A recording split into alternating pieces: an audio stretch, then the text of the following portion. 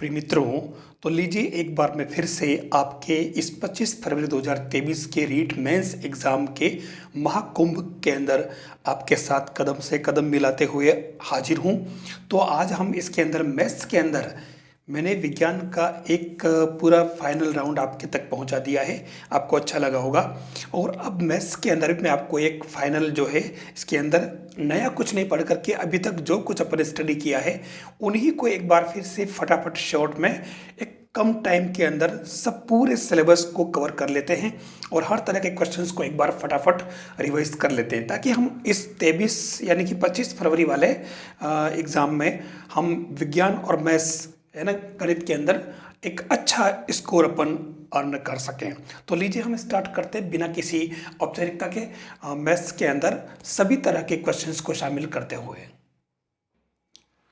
Question कह रहा है कि यदि ए अनुपात बी बराबर 2/9 अनुपात 1/3, बी अनुपात सी बराबर 2/7 अनुपात 5/14, सी अनुपात डी बराबर 3/5 अनुपात 7/10 हो, तो ए अनुपात बी अनुपात सी अनुपात डी क्या मान क्या होगा।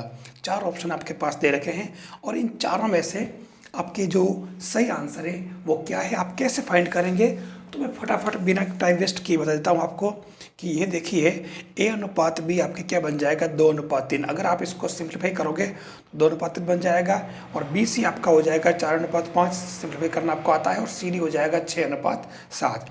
अब क्या करते हैं अपन, ए अनुपात बी को लिखा मैंने इतने दूर, देखो ए अनुपात बी 2:3 और बी अनुपात सी बी के नीचे बी लिखा, फिर सी के नीचे सी लिखा और ये अनुपात भी इसी तरीके से सेट किए हैं। इधर ये 3 और 4 एक साथ आ जाएगा, इधर ये 7 में आ जाएगा। अब अपने को इसको सेम करना और इसको सेम करना और यही काम मैंने किया इनको गुणा करके।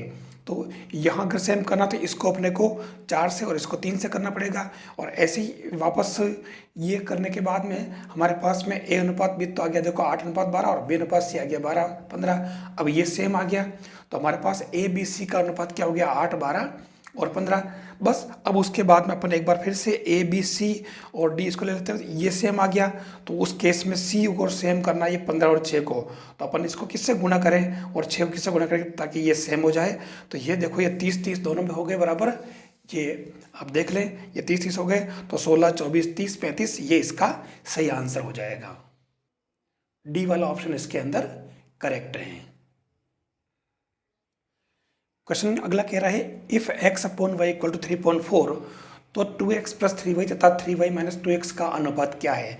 आपके पास चार ऑप्शन दे रखे हैं, कोई दिक्कत नहीं, आप ये दिस अपॉन दिस कर लें और ये अपॉन करने के बाद में ये देखिए आप 2x plus 3y upon 3 minus 2x है तो आप इसके अंदर ऊपर नीचे y का भाग लगा दें, ये x अपॉन वाई बन जाएगा और x अपॉन वाई की जगह आप ये अनुपात रख लें 3.4। तो देखो ये 3.4 रखा, ठीक है, बस इसको सोल्व किया, ये 3:1 इसका आंसर आ जाएगा। फिर अगला क्वेश्चन कह रहा है कि 10 असंरेखीय बिंदुओं से कुल कितनी सरल रेखाएं खींची जा सकती है। ध्यान रखना बहुत ही अच्छा क्वेश्चन है। तो इसके लिए आपको पता होगा 10 असंरेखीय बिंदु है तो अपन जानते हैं NC2 के नियम से चलेगा, तो ये n × n-1/2 तो ये अपने इससे 45 आ जाएगा, कोई विशेष बात नहीं। तो ये आपके डी वाला ऑप्शन इसके अंदर करेक्ट है। नेक्स्ट क्वेश्चन कह रहा है 10 बिंदुओं में से 6 जो है वो सरेखीय और इन 10 बिंदुओं को लेकर कुल कितनी रेखाएं खींची जा सकती है। अब यहाँ देखिए 10 बिंदुओं में से 6 जो है वो कोलिनियर है, तो अब कितनी रेखाएं बन सकती है। तो यहाँ पर आप देखें जो तरीका अपन ने पढ़ा है NC2 वाला, तो ये NC2 में से आप MC2 माइनस कर लें और फिर +1 कर दें। m तो सरेखीय है और n कुल बिंदु है तो ये इससे आपके 31 आ जाएगा आंसर। सही आंसर आपके ये ए वाला ऑप्शन है। अगला क्वेश्चन कह रहा है त्रिभुज ABC में यदि कोण A 55 डिग्री हो तो B और C पर बने बाह्य कोणों का योग क्या है। तो ये जो तरीका है हमने पहले कर रखा है, आप देखो ये जो तरीका है ये कोण A, कोण B और कोण C। अब इसने कहा कि कोण B और C पर बने बाह्य कोणों का योग क्या है, तो B पर बना बाह्य कोण ये वाला हो गया 180 माइनस x और C पर बाह्य बना ये जो है वो x प्लस 55 हो जाएगा। ये आपके 55 दे रखा है, इसको अपन ने x मान लिया। उस केस में अगर आप सोल्व करोगे तो ये आपके बाह्य कोणों का योग जो है इसने पूछा है तो दोनों को जोड़ लिया 235, x से x कैंसिल हो जाएगा, तो ये आपके इस तरीके से इसका आंसर होगा। फिर नेक्स्ट क्वेश्चन जो कह रहा है वो कह रहा है कि त्रिभुज ABC में कोण ACB इक्वल टू 35 डिग्री, ऐसी 2AB भुजा BC पर D ऐसा बिंदु जिसमें BD 4 सेमी, DC 8 सेमी, कोण ADB 60 डिग्री हो तो कोण BSC का मान क्या होगा। ऑप्शन आपके पास दे रखे हैं। देखिए यहाँ एक समरूपता वाले नियम है, समझने वाली बात है यहाँ कि ये जो क्वेश्चन 6 कह रहा है ABC और यहाँ आपके पास जो दे रखा था इसने वो आप पहले देख लें। कोण ACB 55 डिग्री है, 35 डिग्री है, तो ये आपके ACB ध्यान से देख लें आप, ये वाला 35 डिग्री है ACB, और कहा कि AC जो है वो 2AB के बराबर है। D ऐसा बिंदु है कि BD 4 सेमी, DC 8 सेमी और ADB 60 डिग्री, वापस ये भी 60 डिग्री है। तो यहाँ देखो आप AC 2AB है तो AC अपॉन AB 2.1 और AB अपॉन AC, इससे अगर आप देखो ये AC अपॉन AB तो ये हाफ हो गया। तो आप देखो BD अपॉन DC जो है वो 1/2 हो जाएगा। आपको पता होना चाहिए AB ऊपर जब D जो है क्लियर इसका समद्विभाजक हो जाएगा इसका, ठीक है ना। तो ये AB upon AC equal to BD upon DC, तो उस केस में ये AD कोण A का समद्विभाजक होता है, ये बाइसेक्टर होता ही है, यानी ये और ये सेम हो जाते हैं उस केस में। तो हमारे ये कितना हो जाएगा 180 माइनस 155, आप देख लीजिए DAC जो बनेगा 180 माइनस 155 अपन जानते हैं 25, तो ये कोण DAB आपके कितना आ जाएगा 25 प्लस 25 यानी कि 50 डिग्री। बिल्कुल सिंपल काम।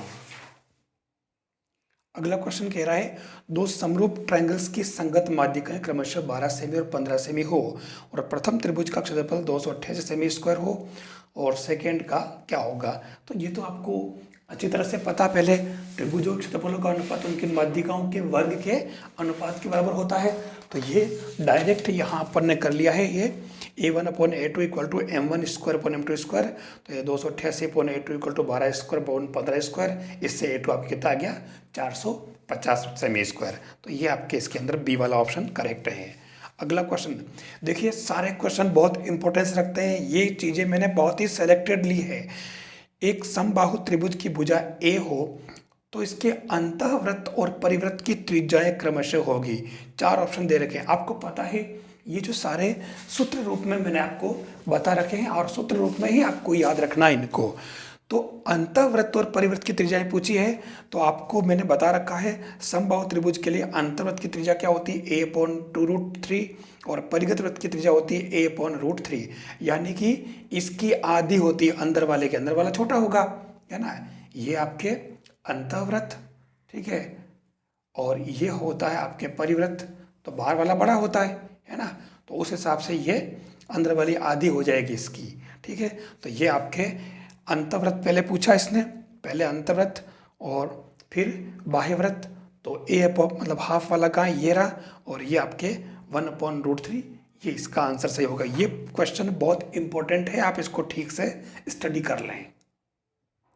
नेक्स्ट क्वेश्चन देखिए, सारे क्वेश्चन मैंने पहले करवा रखे हैं, मैं केवल रिवाइज करवा रहा हूँ और रिवीजन करना बहुत जरूरी है। नई चीज़ें पढ़ने के बजाय रिवीजन करना जरूरी है। त्रिभुज ABC की भुजाएं क्रमशः 14, 12 और 10 सेमी हो तो इसकी भुजाओं के मध्य बिंदुओं को मिलाने से बने त्रिभुज का परिमाप क्या है। ये आपके पास ऑप्शन दे रखे हैं, तो आपको पता होगा कि ये एक त्रिभुज ABC है और इनके मध्य बिंदुओं को मिलाने पर ये एक PQR बनता है त्रिभुज। तो याद होगा आपको त्रिभुज PQR का परिमाप होता है हाफ इंटू त्रिभुज ABC का परिमाप, यानी कि ये 18 सेमी आ जाएगा। इन सभी का परिमाप निकाल करके आप कर दो तो ये आपके A इसके अंदर आंसर आ जाएगा। नेक्स्ट क्वेश्चन कह रहा है एक समदश भुज में विकर्णों की संख्या है। ये आपके पास ऑप्शन दे रखे हैं, तो आप इसके लिए आपको पता होगा कि विकर्णों की संख्या निकालने के लिए किसी पॉलीगॉन में विकर्णों की संख्या अपन कैसे निकालते हैं। n × n-3.2 इक्वल टू 10 7 और बटा 2 हो जाएगा 35, इसका सही आंसर आ जाएगा, ये C आंसर है इसका। फिर अगला क्वेश्चन देखिए, एक त्रिभुज की माध्यिकाओं की लंबाई 3, 4 और 5 सेमी हो तो त्रिभुज का क्षेत्रफल क्या होता। अब की बार देखो क्षणभुज और माध्यिकाएं दे रखी है, ध्यान रखना ये क्वेश्चन मैंने पहले कैसे कराया आपको अगर याद हो तो अपन सेम हीरो सूत्र लगाते हैं और हीरो सूत्र में जो अपन भुजाएं लेते हैं ना उसकी जगह ये माध्यिकाएं लेते हैं।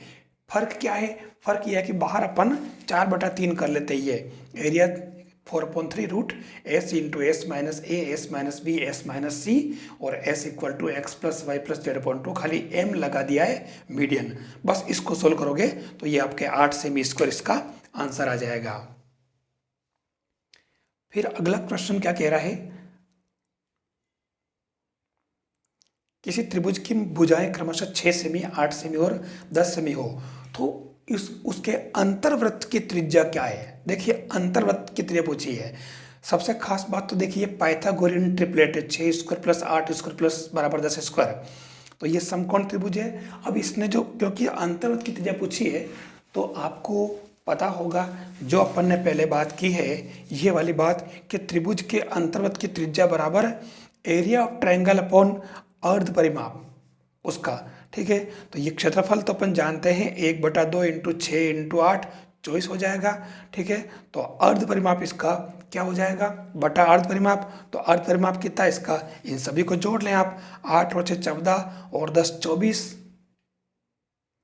इससे इसके अंदर हाफ आंसर आ जाएगा, मतलब 2 आ जाएगा 24 के आधे। तो ये सी वाला ऑप्शन इसके अंदर करेक्ट है। क्वेश्चन कह रहा अगला, किसी त्रिभुज की भुजाएं क्रमशः 7 सेमी 24 सेमी और 25 सेमी हो तो इसके परिवृत्त की त्रिज्या क्या होगी। आपके पास ऑप्शन दे रखे हैं, तो इसके लिए भी मैंने आपको बता रखा फॉर्मूला। परिगत वृत्त आपके त्रिज्या होती है ABC/4 into area of triangle. तो देखो ये 7 इंटू 24 इंटू 25/4 इंटू 7 इंटू 12 हो जाएगा, इसका क्षेत्रफल आराम से निकल जाएगा नीचे। तो ये 25/2 इसका सही आंसर हो जाएगा। ये आपके 25 यानी कि 12.5 सी इसका सही ऑप्शन है। फिर अगला क्वेश्चन कह रहा है एक अर्धवृत्ताकार पथ की परिधि 36 मीटर हो तो इस अर्धवृत्ताकार पथ का क्षेत्रफल क्या होगा। आपको मालूम है कि इसके अंदर ये अर्धवृत्ताकार है, आपके पास में मालूम है आपको, और इसमें पाई आर प्लस 2r = 36 है। तो इससे आपके आर का मान आ जाएगा कितना 7, तो इससे हाफ पाई आर स्क्वायर करोगे तो 77 मीटर स्क्वायर इसका आंसर आ जाएगा। ये आपके डी वाला ऑप्शन इसके अंदर करेक्ट है। नेक्स्ट देखिए क्वेश्चन 15, वृत्त के एक चतुर्थांश के आकार की कागज की शीट का परिमाप 75 सेमी हो तो इसका क्षेत्रफल क्या है। ऑप्शन दे रखे हैं आपके पास में। अब इसने चतुर्थांश कहा है तो चतुर्थांश का मतलब क्या हो गया, r प्लस l = 75। ये होता है ना इस तरह से, ये एक चतुर्थांश इस प्रकार से, ये r और ये l, तो इससे आपके r का मान आ गया 21 सेमी, ठीक है ये, और इससे एरिया क्या आ जाएगा 1/4 पाई आर स्क्वायर, तो ये 346 सेमी स्क्वायर इसका सही आंसर होगा। बी वाला ऑप्शन इसके अंदर करेक्ट है। नेक्स्ट क्वेश्चन कह रहा है कि 2 metre into 1.5 metre into 1 metre नाप के पानी के टैंक को एक नल द्वारा 20 लीटर पर मीटर पर मिनट की गति से भरने में लगा समय है। ये देखिए यही क्वेश्चन मैंने पहले करवा रखा है और ये क्वेश्चन किसी ने पूछा भी है। तो देखो इसके लिए कोई विशेष बात नहीं है, इसको करने का तरीका हम पहले आयतन निकाल लेते हैं इसका। तो टैंक का आयतन क्या हो जाएगा 2 इंटू 1.5 इंटू 1 3 मीटर क्यूब। अब 1 मीटर क्यूब में पानी कितना आता है 1000 लीटर, तो 3 मीटर क्यूब में कितना आएगा 3000 लीटर। अब 20 लीटर 1 मिनट में भर रहा है तो 1 लीटर कितना हो जाएगा 20 मिनट में चला जाएगा, तो 3000 लीटर कितना हो जाएगा तो 1.23,000 मिनट। तो ये 2 घंटे और 30 मिनट इसका सही आंसर आ जाएगा। ये इसमें सी वाला ऑप्शन करेक्ट है। अगला क्वेश्चन है एक घन और उसमें पूर्णतः फिट हो जाने वाले गोले के आयतनों का अनुपात क्या है। ठीक है, घन है और उसके अंदर फिट होने वाला गोला है, तो दोनों के आयतनों का अनुपात पूछा है। हमें थोड़ा रेडियस और भुजा का मामला सेट करना है। तो देखिए ये आपके एक तरह से घन है पूरा, ठीक है, और इसके अंदर एक गोला पूरा फिट कर रखा है। तो आपको मालूम है कि ये इसकी लंबाई अगर l मान ले, ठीक है, तो इसकी त्रिज्या जो हो जाएगी वो l/2 हो जाएगी। तो पहले इसका घन का आयतन तो l³ हो जाएगा और गोले का आयतन 4/3 पाई r³ होता है, तो ये l/2 कर दिया, ठीक है। तो ये l/2 का होल क्यूब, तो ये आपके 6:पाई इसका सही आंसर आ जाएगा। ये आपके बी वाला ऑप्शन करेक्ट है। नेक्स्ट क्वेश्चन देखिए, बहुत प्यारा क्वेश्चन। जब छोटे मूल्यों को अधिक महत्व देना हो तो किस माध्य का प्रयोग उचित रहता है। छोटे मूल्यों को, ठीक है ना, तो समांतर माध्य है, गुणोत्तर माध्य है, या हरात्मक माध्य, या फिर भारित माध्य है। तो आपको पता होना चाहिए इन माध्यों के बारे में, इस पर वो अक्सर प्रश्न पूछता है। इसमें सी वाला ऑप्शन करेक्ट है। हरात्मक माध्य को अपने को अधिक इम्पोर्टेंस देनी पड़ेगी। अगला क्वेश्चन कह रहा है 10 प्रेक्षणों का माध्य 16 है। किसी प्रेक्षक ने 2 प्रेक्षणों 8 और 7 की जगह 4 और 6 गलती से लिख दी है, यानी कुल योग में से इसको तो माइनस करेंगे और इसको प्लस करेंगे दोनों का। ठीक है, सही माध्य पूछा इसने। तो ये देखिए आपके इसमें क्या बनेगा, आपके 10 प्रश्नों का कुल कितना हो जाएगा 160। कोई दिक्कत नहीं, त्रुटि सही करने पर कुल योग कितना आएगा 160 में से 15 तो जोड़ दिए और 10 घटा दिए, तो ये 165 कुल आ जाएगा। अब 10 प्रश्नों का सही माप आ रहा है जो 165/10 16.5 इसका आंसर हो जाएगा। सी वाला ऑप्शन इसके अंदर करेक्ट है। फिर अगला क्वेश्चन देखिए, किसी चर राशि के x + 4 x - 7.2 x - 5.2 x - 3 x - 2 x + ½ x x - ½ x + 5 ये सभी x जहाँ 0 है 0 से बड़ा है कि भिन्न भिन्न मान हो तो उनकी माध्यिका क्या होगी। देखिए अब ऐसे क्वेश्चन माध्यिका निकालने के लिए जो तरीका मैंने बता रखा आपको कि इनको सबसे पहले तो आरोही क्रम में लिखना, और आरोही क्रम में लिखने के बाद में आप अल्टरनेट इनको काट लेना है। तो देखिए ये आरोही क्रम में लिख दिए इसको सबको। पहले आरोही क्रम का पता कैसे चलेगा, ये एक सब के अंदर फिक्स है, ध्यान रखना। एक फिक्स संख्या में से कुछ संख्या जोड़ रहे हैं तो कुछ घटा रहे हैं, देख लेना। तो जो सबसे बड़ी संख्या घटाएंगे तो वो छोटी हो जाएगी। तो ये आरोही क्रम में लिखा, तो ये एक इधर से काटा, एक इधर से काटा, एक इधर से काटा, एक इधर से काटा, एक इधर से, एक इधर से, एक इधर से, एक इधर से, तो आपके ये माध्य हो जाएगा, मतलब माध्यिका हो जाएगी। तो x - ½ इसका सही आंसर हो जाएगा। ये बी वाला ऑप्शन इसके अंदर करेक्ट है। अगला क्वेश्चन कह रहा है त्रिभुज एबीसी में यदि कोण ए 55 डिग्री तो बी और सी पर बने बाह्य कोणों का योग क्या होगा। देखिए ये वही क्वेश्चन रिपीट हुआ है। ये 55 है, ये x मान लिया, तो ये बाह्य कोण 180 - x हो जाएगा, और ये x + 55 तो ये 235 इनका योग पूछा है, 235 इसका आंसर होगा। अगला क्वेश्चन देखिए आप, त्रिभुज एबीसी का आंतरिक कोणीय द्विभाजक एडी है जिसमें AB 3 सेमी और AC 1 सेमी है, तो BD और DC किसके तुल्य होगा। देखिए इसने जो कहा था कि ये आपके त्रिभुज है ABC और इसके अंदर AD जो है वो इसका आंतरिक द्विभाजक है, ये आपके पास 3 है और ये 1 है। तो जब कभी ऐसी स्थिति बने ये द्विभाजक हो तो ये दोनों त्रिभुज समरूप होते हैं। तो उस केस में देखिए आप AB/AC 3.1, तो BD/DC आपके 3.1 आ जाएगा। तो ये DC/BD आपके कितना 1/3। अब आपको मालूम है कि DC को आप BC - BD कर सकते हैं, BC - BD 1/3, और इससे आपके ये BD और DC का अनुपात आराम से आ जाएगा, ये BC और BD का। तो ये 4/3 इसके अंदर आ रहा है इसका सही आंसर, है ना। तो ये 4/3 इसके अंदर बैठ रहा है। अब यहाँ देखना थोड़ा सा भी, यहाँ जो इसने पूछा कि BD और BC का है, तो ये इसके अंदर किया, तो ये क्योंकि BD पहले हैं तो BD कितना है 3 है, तो ये D वाला ऑप्शन करेक्ट होगा इसके अंदर। ये ऐसी मिस्टेक उसके अंदर अपने नहीं हुए, ध्यान रखना अपने को।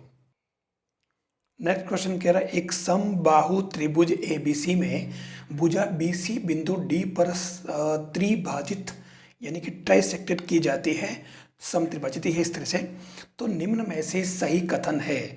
अब आपके पास 4 ऑप्शन दे रखे हैं। देखिए क्वेश्चन थोड़ा बड़ा है, लेकिन इसने जो कहा कि भुजा अगर अपन 3A मान ले तो AB BC CD अपने 3A हो जाएगा, तो BD = 1/3 BC हो जाएगा। ये BD जो है ये और ये सेम है, तो ये ये भी A हो जाएगा। तो उस केस में BD = 1/3 3A और ये आपके BD = 9 बन जाएगा। यानी वैसे भी ये रिजल्ट क्या अपने को डायरेक्ट याद रखना चाहिए, 9AD² 7AB²। ये 10th क्लास की जो स्टैंडर्ड बुक है उसके अंदर ये एक मानक रिजल्ट है, तो आप इसको इस तरीके से कर सकते हो। आप चाहो तो इसमें कुछ मान दे करके भी आप इसको प्रूव कर सकते हो, संख्यात्मक मान ले लो इसकी जगह, है ना। उसके बाद इसको आप आराम से सेट कर सकते हो। फिर अगला क्वेश्चन कह रहा है कि एक समचतुर्भुज के विकर्ण क्रमशः 48 मीटर और 14 मीटर है, तो इसकी ऊंचाई निम्न में से कौन सी होगी। आपको मालूम है कि समचतुर्भुज जो होता है उसके विकर्ण बाइसेक्ट करते हैं समकोण पर, तो ये 24 हो जाएगा, ये 7 हो जाएगा। जब ये 7 और ये 24 है तो इसमें ये विकर्ण हो जाएगा जो इसकी भुजा है, ठीक है ना। तो अब यहाँ पर आप इसके अंदर अच्छा ये दे रखा है, इसमें ये आ गया अपने 25, 24 7 25 आ गया। पाइथागोरस इंटीग्रेट अपन जानते हैं ना कर्ण स्क्वायर बराबर लंब स्क्वायर प्लस आधार स्क्वायर से, तो इससे आपके पास आधार आ गया। और विकर्ण दे रखे हैं तो विकर्ण का क्षेत्रफल अपन विकर्ण से निकाल सकते हैं। इसका समचतुर्भुज का 1/2 इंटू विकर्ण का गुणनफल, तो 1/2 48 इंटू 14, तो ये 24 इंटू 14 आ गया। इससे आपकी एच की वैल्यू आ जाएगी 13 से 11/25, जो बी वाला ऑप्शन इसके अंदर करेक्ट है। नेक्स्ट क्वेश्चन कह रहा है दो समद्विबाहु त्रिभुज के शीर्ष कोण बराबर हो और उनके क्षेत्रफल का अनुपात 16:25 हो, तो उनके संगत शीर्ष लंबों का अनुपात जो है वो क्या होगा। ऑप्शन दे रखे हैं आपके पास में। अब आप देखें कि इसके अंदर क्षेत्रफल दे रखे समबाहु मतलब समरूप त्रिभुज है, शीर्ष कोण दोनों के बराबर है, समरूप अपने समरूप हो गए, तो उस केस में इनके एरिया का अनुपात जो है वो इनके शीर्ष लंबों के वर्ग के बराबर होता है। तो ये A1/A2 = L1 स्क्वायर, मतलब इसको L1 इसको L2 कर दो, तो ये L1 square upon L2 square, तो इससे आपके 4/5 आ जाएगा इसका आंसर। तो 4:5 कहाँ, ये सी वाला ऑप्शन करेक्ट है। देखिए ये जो है सारा फाइनल रिवीजन है, और हर आप कहीं पर भी इसको स्किप नहीं करें, क्योंकि अलग अलग तरह के क्वेश्चन आ रहे हैं, और अगर स्किप किया तो इसके अंदर आपके काफ़ी चीज़ें छूट जाएगी। क्वेश्चन कह रहा है 12 मीटर लंबाई वाले ऊर्ध्वाधर स्तंभ की भूमि पर छाया की लंबाई 8 मीटर है। उसी समय वर्ड बहुत काम का है, जो बताएगा कि ये दो त्रिभुज समरूप है। एक मीनार की छाया की लंबाई 56 मीटर हो तो मीनार की ऊंचाई क्या होगी।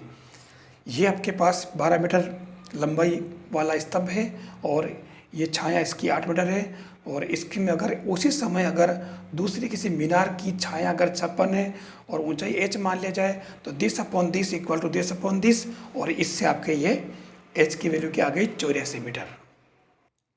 अगला क्वेश्चन कह रहा है 90 सेमी की लंबाई वाली लड़की बल्ब लगे खंभे के आधार से परे 1.2 मीटर पर सेकंड की चाल से चल रही है। यदि बल्ब भूमि से 3.6 मीटर की ऊंचाई पर हो तो 4 सेकंड के बाद उस लड़की की छाया कितने मीटर होगी। ऑप्शन आपके पास दे रखे हैं। ये क्वेश्चन पहले किसी में रीट में पूछा हुआ, और 10th क्लास का क्वेश्चन है।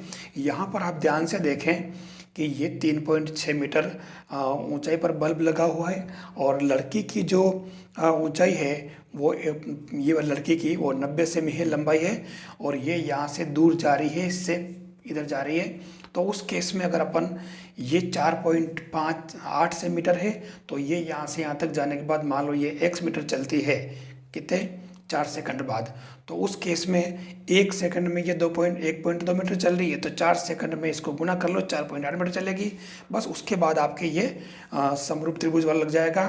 तो ये मतलब ये त्रिभुज पूरा बड़ा वाला और ये छोटा वाला समरूप है, तो इससे हमारे x की वैल्यू 1.6 मीटर आ जाएगी। यहाँ मैंने कुछ मानक रिजल्ट वाले क्वेश्चन भी ले लिए हैं।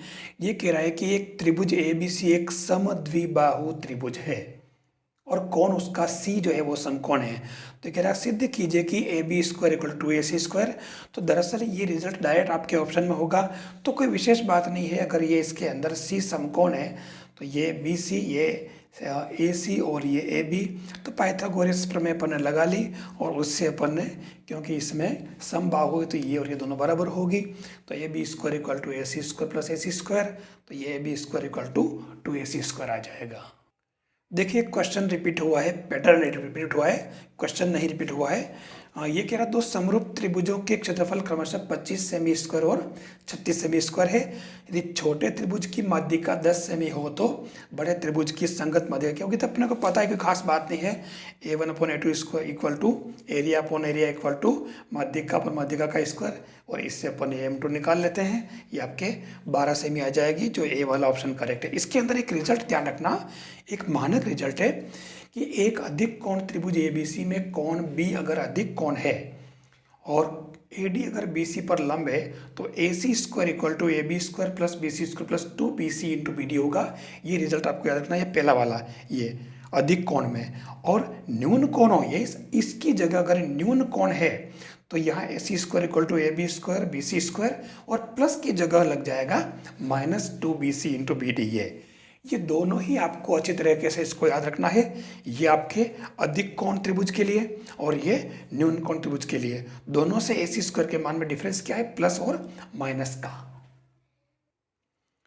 आकृति एक में x का मान a, b और c के पदों में क्या होगा। ऑप्शन आपके पास दे रखे हैं और ये आपके पास दे रखा है, ये a है, ये आपके x है और ये यहाँ से यहाँ तक b है स्मॉल और यहाँ से यहाँ तक स्मॉल c है। तो हमें समरूप त्रिभुज वाला नियम लगाना है। दोनों त्रिभुज, ये पूरा त्रिभुज और ये समरूप है, तो उस केस में अपन क्या कर लेंगे, A upon B D equal to A C upon B C. तो A upon X equal to B plus C upon C, इससे अपन एक्स निकालेंगे तो आपके ये आराम से A C upon B plus C आ रहा है। तो ये A C upon B plus C, ये आपका पहला वाला ऑप्शन करेक्ट है। मेरे हिसाब से सारे क्वेश्चन काफ़ी इंपॉर्टेंट है और जो एग्ज़ाम नज़दीक है उस हिसाब से मुझे पूरा विश्वास है कि आपके लिए ये सारे क्वेश्चन और ये पूरा का पूरा वीडियो आपके लिए बहुत ज़्यादा सक्सेस के लिए कारगर सिद्ध होगा।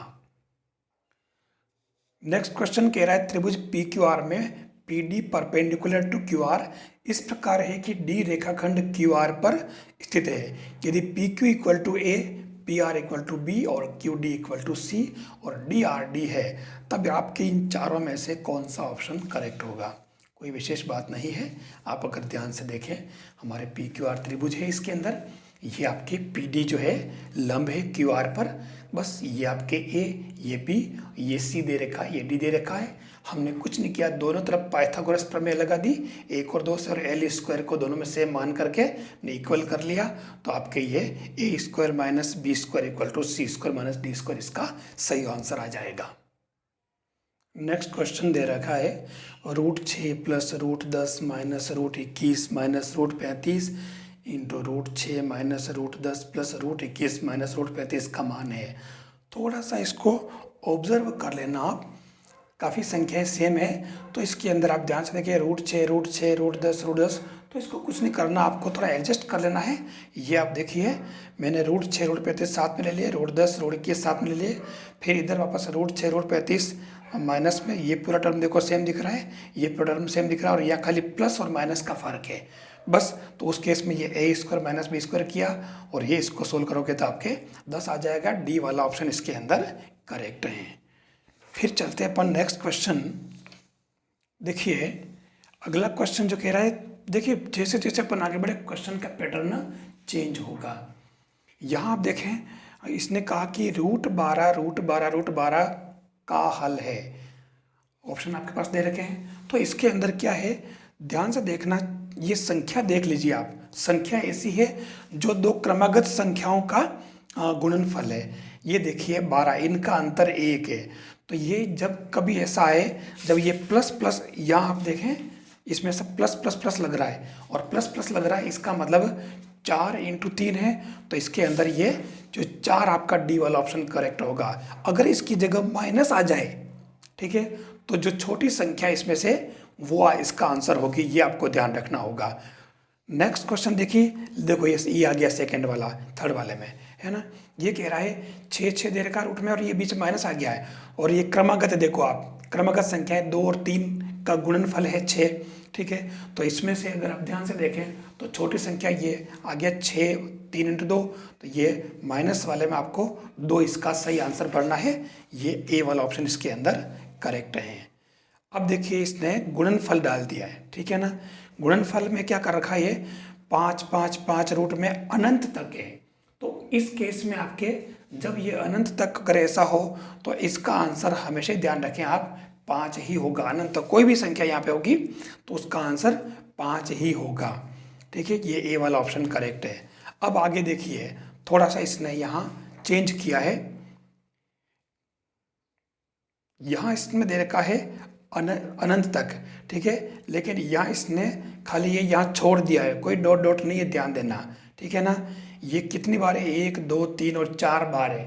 तो ऐसे केस में आपको थोड़ा ध्यान रखना होगा, ये फॉर्मूला इसके अंदर काम आएगा 2n मतलब x की पावर, ये याद रखना आपको, ये वाला x की पावर 2n - 1 अपॉन 2n और इससे ये 2 की पावर 2 - 1 अपॉन 2 तो ये इसको अगर सोल्व करोगे तो आपके जो इस सही आंसर आ जाएगा ये बी वाला, है ना। ये ए वाला बी वाला जिसमें आप सोल्व करके देखें, इसको सही आंसर आपको मिल जाएगा।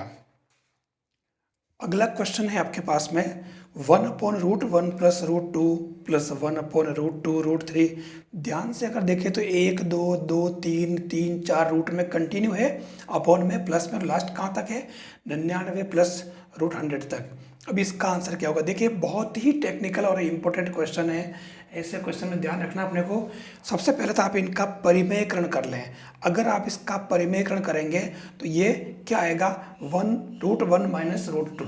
ध्यान से देखना, ये देखिए 1/√2 प्लस √1 तो √2 माइनस √1, 1/√3 प्लस √2 √3 माइनस √2, इस तरीके से चलेगा।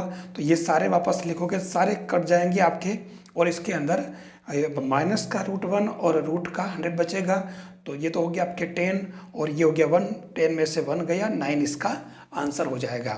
तो ये बी वाला ऑप्शन इसके अंदर करेक्ट है। अगला क्वेश्चन कह रहा है 1/a plus B equal to 1/a plus 1/b। तो a³ माइनस b³ कोई खास बात नहीं, सिंपल प्रश्न है। तो ये तो आप मैथ्स वाले कोई भी कर सकते हैं आराम से। फिर भी मैं आपको देखो बता देता हूँ। इसके अंदर ये इसके अंदर कर रखा है मैंने पहले ही, ताकि टाइम वेस्ट नहीं हो। पहले इस पूरे को सोल्व कर लिया। सोल्व करने से आपके क्या आ गया, ये a² plus b² plus ab = 0 आ गया। ठीक है, अब a³ माइनस b³ की वैल्यू पूछे तो इसकी वैल्यू अपन जानते हैं, minus b, a² plus b² plus ab। अब जब ये 0 हो गया तो पूरा 0 हो जाएगा, कोई विशेष बात ही नहीं। तो ये ए वाला ऑप्शन इसका करेक्ट है। फिर नेक्स्ट क्वेश्चन कह रहा है, ये है आपके px² plus qx plus r equal to 0 के मूलों का योग उनके गुणनफल के बराबर हो तो q प्लस r का मान क्या होगा? कोई विशेष बात नहीं है, सिंपल क्वेश्चन है। आप जानते हैं अल्फा प्लस बीटा का मान ये है, अल्फा बीटा का मान r/p हो जाएगा, अपन जानते ही इसके अंदर। अब इसके अंदर इसने जो पूछा है उसके बेस पे अपन ने क्या किया, यहाँ -q/p इक्वल टू दिया ना इसने कि उनका योग उनके गुणनफल के बराबर है, तो दोनों को बराबर कर दिया ये। और बराबर करते ही q प्लस आर की वैल्यू क्या आ गई 0। तो ये आपकी q प्लस आर का वैल्यू तो पूछी है, ये आंसर सही है 0। फिर इसके अंदर ये a plus 1/a equal to K, then a² plus 1/a² की वैल्यू क्या होगी। ये एक अच्छा क्वेश्चन है और आपको पता भी है। a प्लस 1/k है तो a² plus 2 plus 1/a² k² बन जाएगा, और इससे आपके a² प्लस 1/a² क्या बन जाएगा, k² माइनस 2। ठीक है,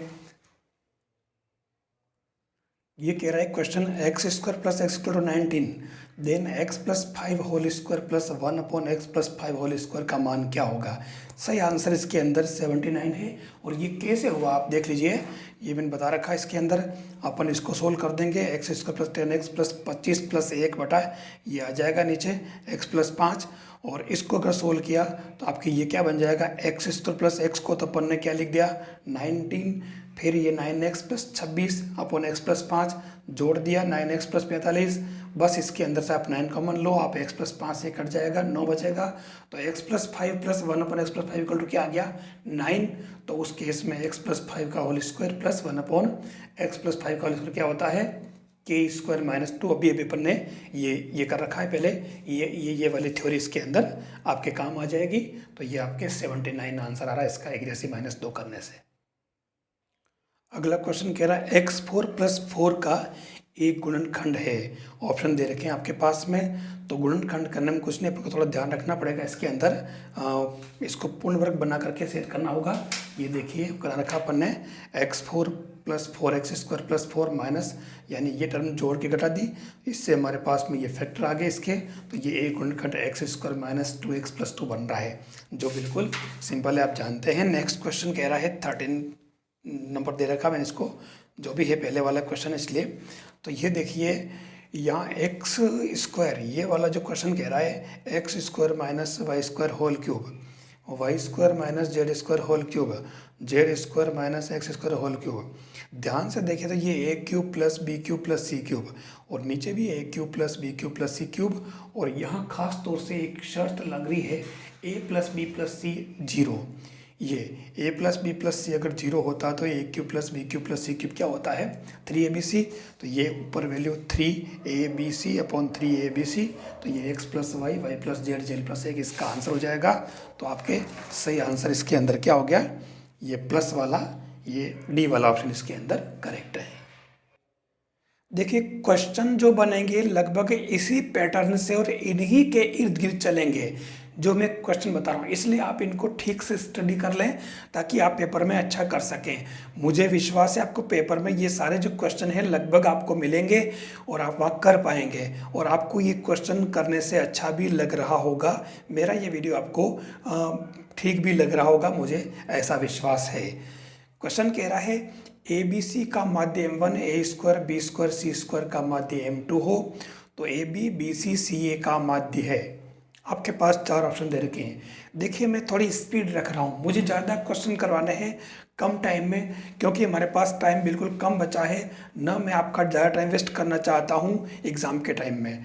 देखिए आपको मालूम है कि A B plus B C plus C A upon 3 की वैल्यू इसने एक तरह से पूछी, इनका माध्य क्या होगा m2। ठीक है, तो ये A B B C C A का माध्य क्या होगा, तीनों को जोड़ के 3 से भाग, तो इसकी वैल्यू पूछी है। ठीक है, तो हम जानते हैं कि A square plus B square plus C square 2ab 2bc 2ca equal to a plus B plus C whole square होता है। हमने बस इनकी वैल्यू पुट कर दी, 3m2 2 into A plus B C plus C A कर दिया ये, और ये 3m1 होल स्क्वायर बन जाएगा। तो इससे आपके इसकी वैल्यू आराम से आ रही है 3m1 square minus m2 upon 2। तो ये आपके सही आंसर इसके अंदर क्या बन जाएगा, 3m1 square minus m2, 3m1 square minus m2 upon 2, ये इसका बन जाएगा आंसर। ये अपने को इसकी वैल्यू पूछी है ना, तो ये अपॉन में 2 जाएगा, ध्यान रखना 3 मत कर देना। तो ये सी वाला ऑप्शन करेक्ट है। ऐसे ही अगला क्वेश्चन कह रहा है कि गिवन डाटा के माध्य का और माध्य का अंतर अगर 12 हो, ठीक है ना, माध्यिका और माध्य का अंतर 12 है, तो बहुलक और माध्यिका का अंतर पूछा है। कुछ नहीं है, हम जानते हैं, वही चीज़ें लगाएंगे। ये माध्यिका और माध्य का अंतर 12 है, तो z माइनस एम का पूछा है, अपन जानते हैं z equal to 3m minus 2x बार। तो इससे मैंने एक m इधर कॉमन ले लिया, तो यहाँ 2m माइनस 2x बार बचा। ठीक है, तो 2 कॉमन ले लिया, m माइनस x बार की वैल्यू 12 दे रखी है, 24 इसका आंसर आ जाएगा, है ना, इजी काम। तो ये आपका बी ऑप्शन इसका करेक्ट है। ऐसे ही इसके अंदर 16वां वाला क्वेश्चन देखें आप, जो मैंने क्रमांक डाल रखा है इसका, जो भी है पहले वाला, इफ़ ए बी सी का समांतर माध्य m/3 हो और 1/a plus 1/b plus 1/c अगर 0 है तो a square B square C square का समांतर माध्य क्या है। ऑप्शन दे रखे हैं और बिल्कुल इजी काम है। आपको मालूम है कि a plus B plus C upon 3 दे रखा है m/3, तो आपके a plus B plus C क्या आ जाएगा m, और A B plus B C plus C A का मान इसने समांतर माध्य की बात कर रहा है, तो आ जाएगा, कोई दिक्कत नहीं है। ये हमारे इसकी वैल्यू m आ गई। ठीक है, तो A square plus B square plus C square upon 3 क्या हो जाएगा, जो हमें निकालना है, और A plus B plus C square हमारे पास में इससे निकल जाएगा। तो बस ये हमारे m स्क्वायर बाई 3 इसका आंसर आ जाएगा। ये आपके सी ऑप्शन है, मतलब कोई विशेष बात नहीं है। सारी जो प्रॉपर्टी मैंने अभी जो इसके अंदर यूज़ की है मैंने, वही इसके अंदर काम आ रही है। अगला क्वेश्चन कह रहा है यदि n संख्याओं की एक श्रेणी का माध्य x बार है और प्रथम n-1 संख्याओं का योग लैम्बडा हो तो अंतिम संख्या क्या होगी। ऑप्शन आपके पास दे रखा है और आपको मालूम है कि n संख्याओं का योग nx बार है। ठीक है, तो प्रथम n-1 संख्याओं का योग लैम्बडा, तो अंतिम संख्या क्या हो जाएगी, इसमें से आप माइनस कर लें तो nx बार माइनस लैम्बडा हो जाएगा। टेक्निकल क्वेश्चन है, लैंग्वेज से समझना आपको, तो ये nx बार माइनस लैम्बडा इसका सही आंसर हो जाएगा। अगला क्वेश्चन कह रहा है से कम और संचयी बारंबारता और से अधिक संचय बारंबारता वक्र जहां प्रतिच्छेद करते हैं वह बिंदु क्या कहलाता है। सभी जानते हैं माध्यिका इसका सही आंसर है। फिर अगला क्वेश्चन कह रहा है एक समषटभुज में विकर्णों की संख्या, तो विकर्णों की संख्या अपन जानते हैं, हम क्या लिखते हैं इसके अंदर n इंटू n माइनस 3/2, तो इससे हमारे 5 आंसर आ जाएगा, कोई विशेष बात नहीं है। देखिए एक अच्छा क्वेश्चन ये है लास्ट वाला, और ये क्वेश्चन पूछा भी जाता है। तो और इसके अंदर इसने क्या दिया है, समष्टभुज का क्षेत्रफल √8 + 2 सेमी स्क्वायर हो तो उसकी भुजा क्या होगी। देखिए आपको पता होगा क्षेत्रफल जो होता है इसका वो होता है √2 + 1 a स्क्वायर, ये समष्टभुज का। तो आप इसकी जगह ये इक्वल करें तो इससे आपके a की वैल्यू आ जाएगी √2 सेंटीमीटर।